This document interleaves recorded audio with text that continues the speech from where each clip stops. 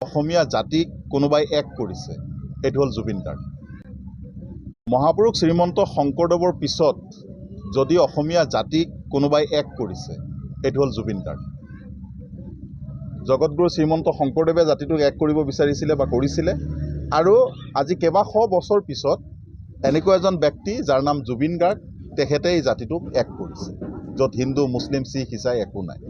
আৰু এই এক হোৱা জাতিটোক দেখি বৰ্তমান চৰকাৰ ভয় খাইছে, আৰু চৰকাৰ ভয় খাই পেলাই চৰকাৰে এতিয়া যোৱাকালি হিমন্ত বিশ্ব শৰ্মা ডাঙৰীয়া মাননীয় মুখ্যমন্ত্ৰী, তেখেতে যোৱাকালি লাহে লাহে তেখেতৰ মুখেৰে পুনৰ বিষ ঢালিবৰ কাৰণে অলপ চেষ্টা কৰিছে, আৰু সেইটো অসমৰ ৰাইজে গম পাইছে।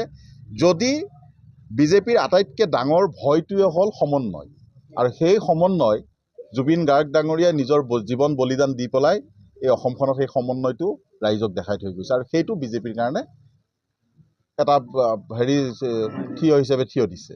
আৰু সেইকাৰণে যোৱাকালি হিমন্ত বিশ্ব শৰ্মা ডাঙৰীয়াই উচ্ছেদৰ কথা আনিছে, উচ্ছেদিত হোৱা মানুহে ঢাল হিচাপে ব্যৱহাৰ কৰিছে, এই ধৰণৰ কথা কৈ ৰাইজক বিপথে পৰিচালিত কৰিবৰ কাৰণে চেষ্টা কৰিছে। ইয়াৰ লগতে আৰু এটা কৈছে বাংলাদেশী গায়ক লৈ আহে, যিহেতু জুবিন গাৰ্গক নামাতে বুলি তেওঁলোকৰ অনুষ্ঠান লৈ, এই কথাটো ইয়াতে প্ৰসংগত উল্লেখ কৰিছে। মোৰ কি বুলি কয়, এই আপোনালোকক মই এখন খালি ফটো এখন দেখাই দিওঁ।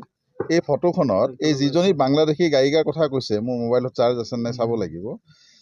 এইজন যে দেখিছে, এইজন দেখিছেনে?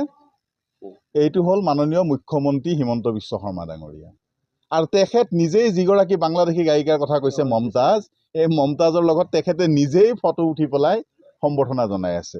লগত কোন আছে জানে? লগত তেখেতৰ পৰিবাৰো সম্বৰ্ধনা জনাই থকা দেখা গৈছে, তেখেতৰ ওচৰত চেলফি উঠি গৈছে। গতিকে আপুনি চেলফি উঠোঁতে একো অসুবিধা নাই, আপুনি চেলফি উঠোঁতে আপুনি কৰিলে লীলা, আৰু বাকীবিলাকে কৰিলে ধৰি পেলাই কিলা, এই নীতি। আপুনি কৰিলে কোনো দোষ নাই, আৰু বাকীবিলাকে কৰিলে সেইটো দোষ হৈ যায়। গতিকে মুখ্যমন্ত্ৰী মহোদয়ৰ কথাবোৰ অসমৰ ৰাইজে বুজি পাইছে। তেখেত যথেষ্ট হতাশগ্ৰস্ত। তেখেত বিজেপি চৰকাৰ যে যাব, এই কথাটো তেখেতে নিশ্চিতভাৱে উমান পাইছে। অসমৰ সকলো জাতি অসমখন এফালৰ পৰা বেছি শেষ কৰি দিলে।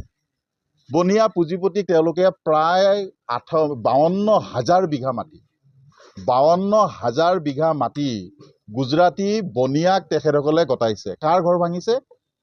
অসমত শ্ৰমজীৱী খাটি খোৱা দৰিদ্ৰ মানুহ, যিয়ে ঘৰ বনাবৰ কাৰণে সক্ষম নহয়, গোটেই জীৱনটো কষ্ট কৰি পেলাই এটা ঘৰ বনায়, সেই ঘৰটোক বুলডোজাৰ লগাই ভাঙি পেলাই বীৰত্ব দেখুৱাই যে মই বাংলাদেশী উচ্ছেদ কৰিলোঁ। যদি বাংলাদেশী উচ্ছেদ কৰিছিলে, এই উচ্ছেদিত মানুহসকলক কোনটো মানুহক আপুনি বাংলাদেশী হিচাপে প্ৰমাণ কৰিবলৈ বাংলাদেশলৈকে পঠিয়ালে?